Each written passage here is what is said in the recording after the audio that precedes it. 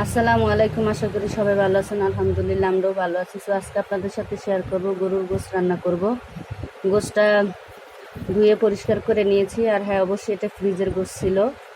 আর এই তো সব ময় মশলা, এখানে আদা বাটা, রসুন বাটা আর জিরা আর গরম মশলা একসাথে বেটে নিয়েছি। পেঁয়াজ কুচি আর তেজপাতা সব একসাথে দিয়ে দিব।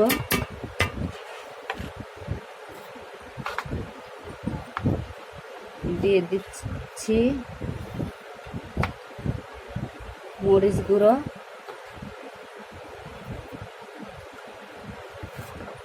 ধনিয়ার গুঁড়ো,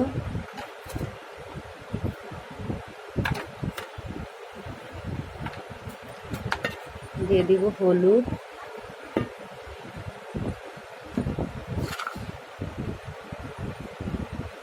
দিয়ে দিচ্ছি স্বাদ মতো লবণ। হ্যাঁ, লবণটা অবশ্যই প্রথমে একটু কম দিবেন, পরে আপনাদের স্বাদ মতো দিলেই হবে, না হয় প্রথমে বেশি দিলে বেশি হয়ে যায়।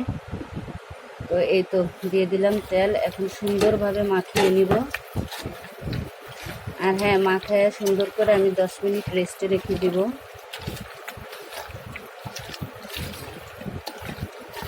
গরম মশলাটা আমি বেটে নিয়েছি, কারণ বেটে সব বাটা মশলার আসলে টেস্টই আলাদা হয়। তো যার জন্য বেটে নিয়েছি, শুধু তেজপাতাটা আনাম, সব মশলা দেখুন পাটায় বেটে নিলাম মাত্রই। আর তেলটাও কম দিছি, কারণ তেল চর্বি আছে মাংসতে অনেক।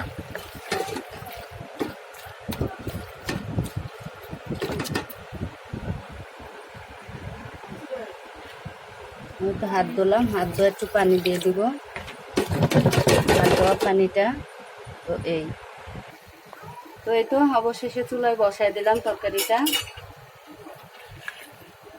এভাবেই কষানো হতে থাক। তো এই তো এভাবেই হতে থাক, মাঝে মাঝে নেড়ে ছেড়ে দিব।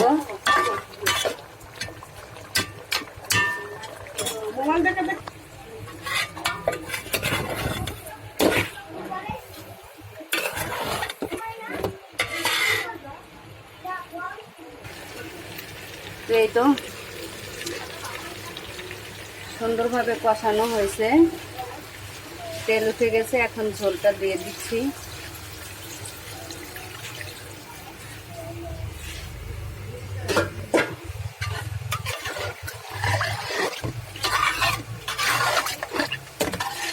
আমি কোনো আলু টালু দিব না, এমনি কষা কষা রান্না করব। তো এখন হতে থাক। তো কি বলবো, লাইটটা লাগাইছি চুলার উল্টা মাথার পিছনে, এই কারণে লাইটের ছায়া পড়ে, গায়ের ছায়া। এই তো তরকারিটা দেখুন অবশেষে আর একটু ঝোল টানলে খুব সুন্দর সিদ্ধ করতে সব পারফেক্ট হয়ে গেছে। ঝোলটা টানো।